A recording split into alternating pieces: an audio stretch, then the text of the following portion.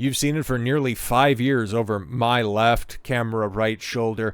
I've been a fan of, and the vocal and public fan of James Bond for a while, and hell, even the Daniel Craig era. And of course, it's contrite at this point in time to say, then, I really love Casino Royale. I do. And, on any given day, it could be in my top 5 or top 10 favorite movies. I, interestingly, also just recently said that about Pirates of the Caribbean. So yeah, like I said, I'd really have to sit down and properly assess what's in my top 5 or top 10. But it's up there with Gladiator as well. And oh my God, just how much of my favorite stuff has been ruined recently. And you also, factor in something else that I'm sure will tie in, especially because we're dealing with Amazon and MGM, that they end up getting sole control over James Bond. And oh my God.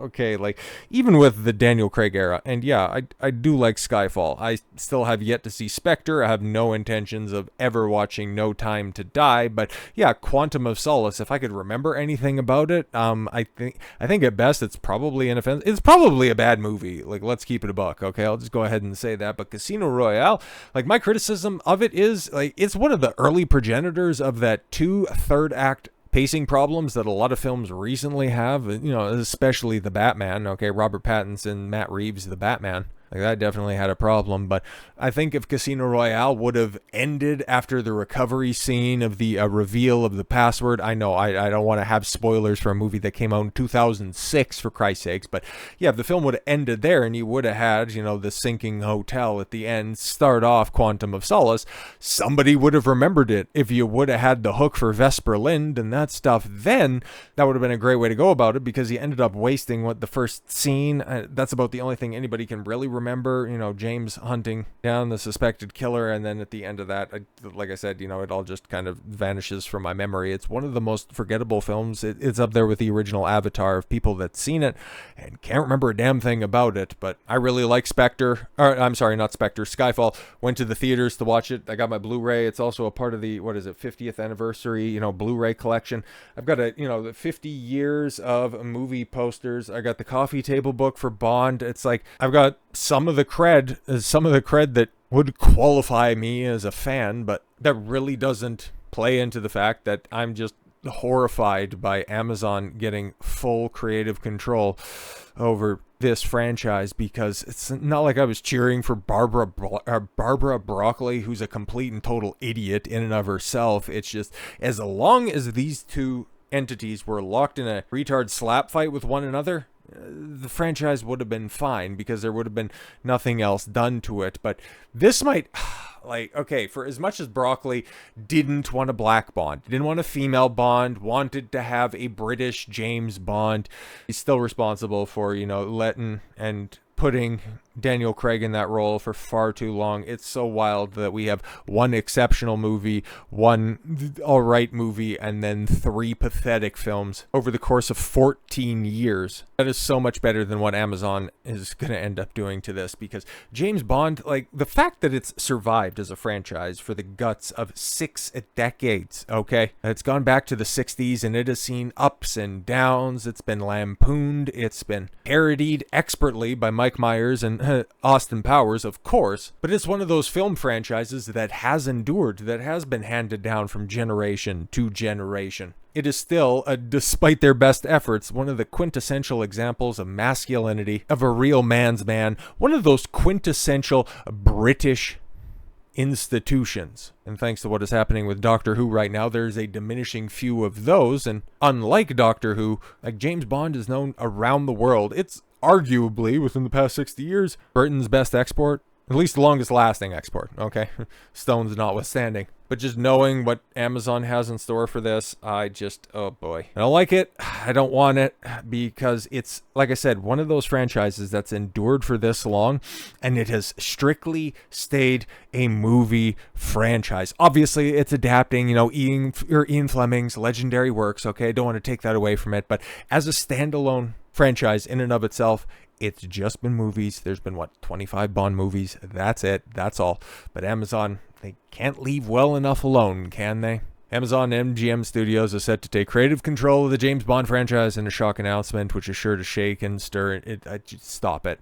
It was made Thursday. Yeah, that was wild news to just wake up and go, I beg your pardon? All of a sudden, it's like, why did she back down? Well, Barbara Broccoli probably is a pretty good reason. Well, actually, I could think of about a billion reasons. Longtime producers and custodians of 007, Michael G. Wilson and Barbara Broccoli, would be stepping back as per details of the historic agreement.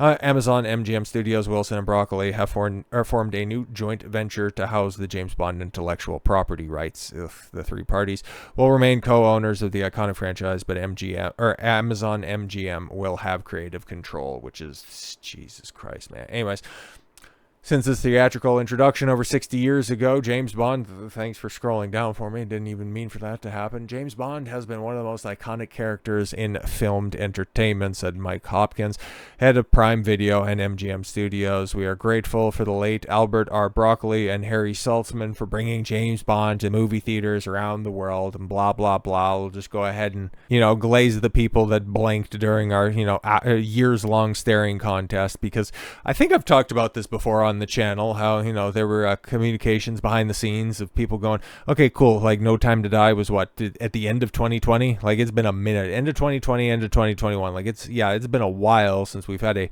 proper James Bond movie. To say that that's a proper James Bond movie is a bit of a stretch, but no, like we know that Craig's not reprising the role finally, but there hasn't really, outside of just been wishful thinking, hasn't been like an announcement of a new Bond, a new casting. There hasn't been any movement as to, okay, this guy's going to be penning the script. We got a new director on board. Like, there's been nothing. Like, it's just been stagnant. So what has happened? Then we ended up hearing that, okay, cool, there was friction behind the scenes between the Broccoli camp and the Amazon camp, mostly because Amazon just sees James Bond as content.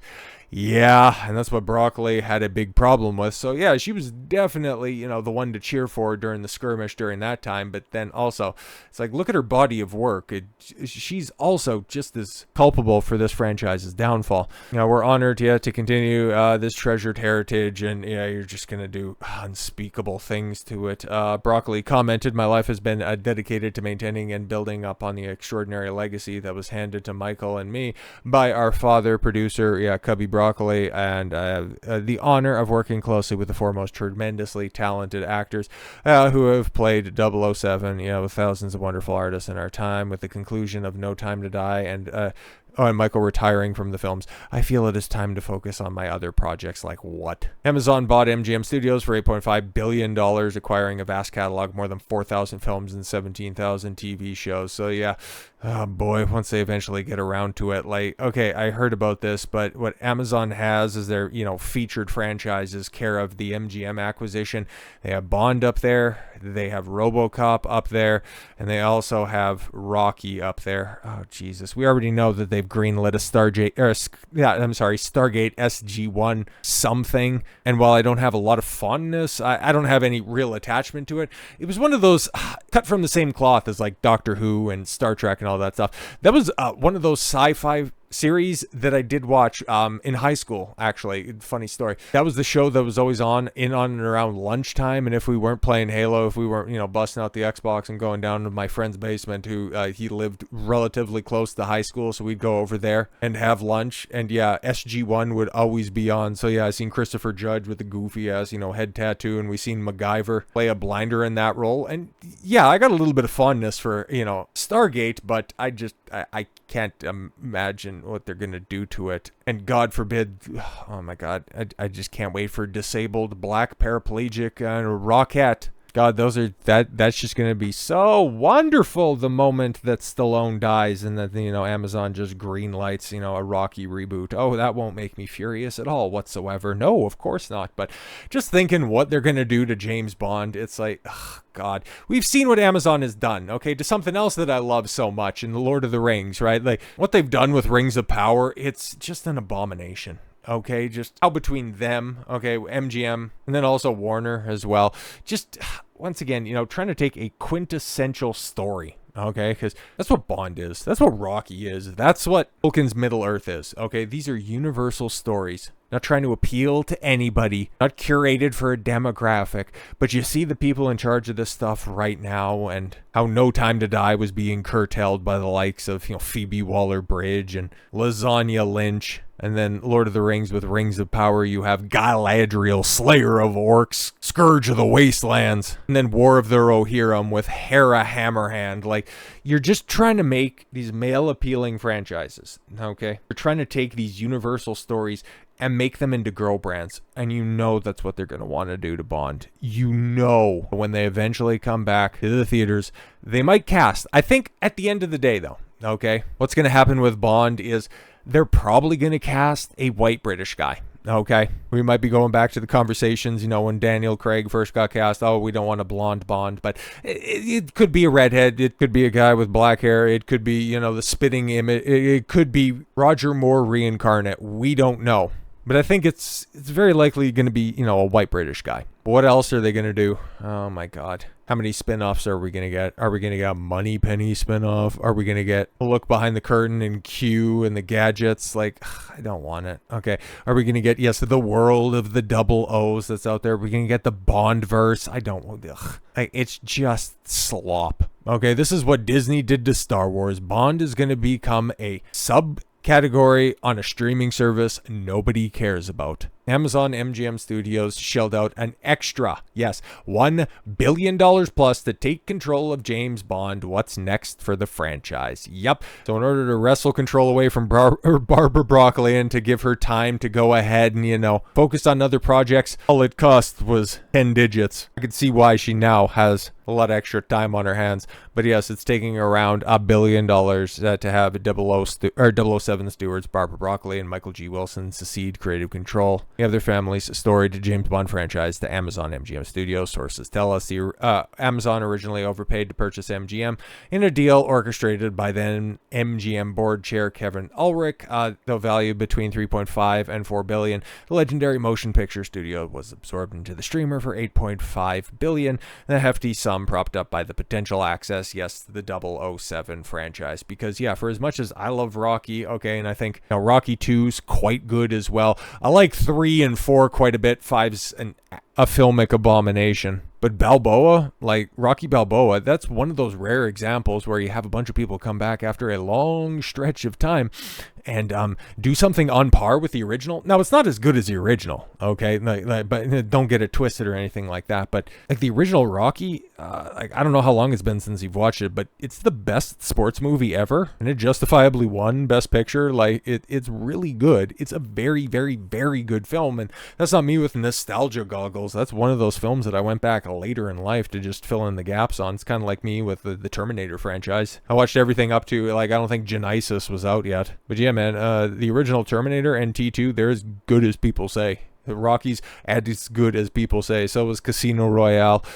And I've honestly got to delve back into, some of the old James Bond catalog for sure. Because when I was growing up, that was even still when I was first getting aware of James Bond. Like Pierce Brosnan was starting to delve into the goofy shit with Die Another Day. Snowboarding down an avalanche is like, okay, we're going to be praying for those times, because just seeing what's happening with Lord of the Rings and Rings of Power, it's like James Bond is now going to get that treatment, but who's going to be James Bond, right? Because now it's under the control of Amazon MGM Studios. So of course you got the Amazon boss coming out and he's asking questions on Instagram and Twitter. Who'd you pick as the next James Bond? And that's a big question, because there's been rumors and speculation out there. Specifically, like, things have started to reasonably heat up, which means, just brought to a little bit of a simmer in the past 6 months or so. And Aaron Taylor Johnson is a name that has been thrown out there, which I guess, it's kind of like a begrudging admission. It's like, hey, he'd be good, okay, but this is also the guy who's coming off the ass end of Kraven the Hunter, so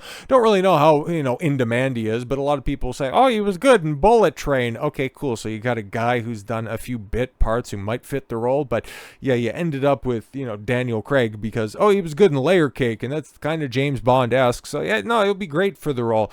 Why are you doing that? There's the perfect casting that's out there. For the love of God, just do it.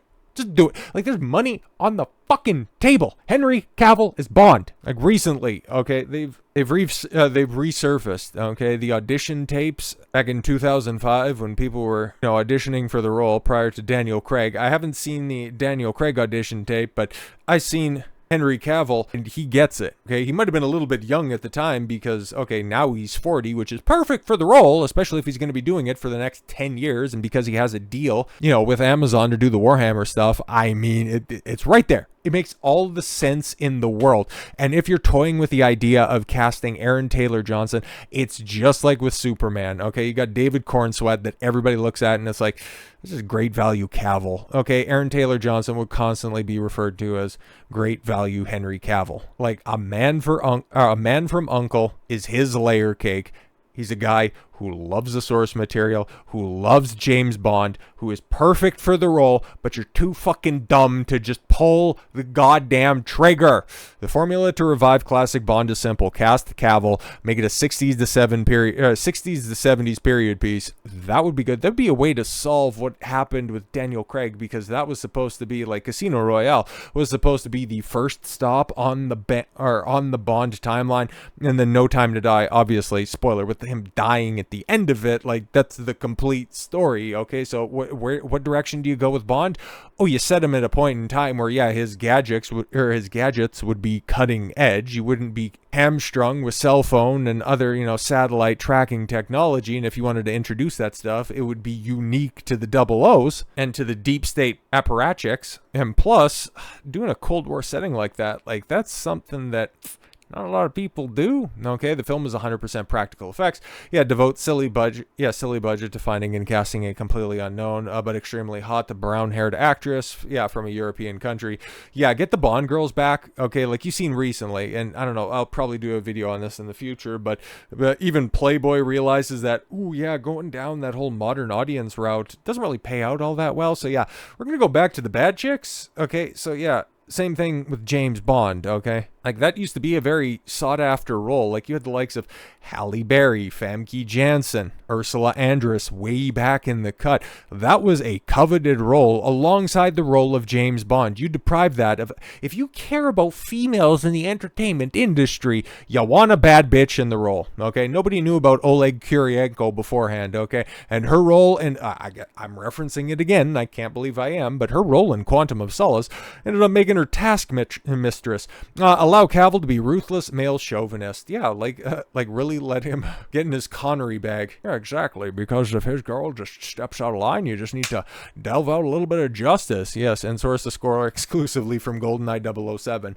Well, ooh, this is going to be a hot take. I think GoldenEye is wildly overrated, especially if you wanted to play a game that kind of ran like a slideshow. But hey, man, whatever. I was never really a big N64 guy anyways, even though I had it. And arguably my favorite N64 game is Diddy Kong Racing. Yeah, go ahead and lampoon me and pillory me.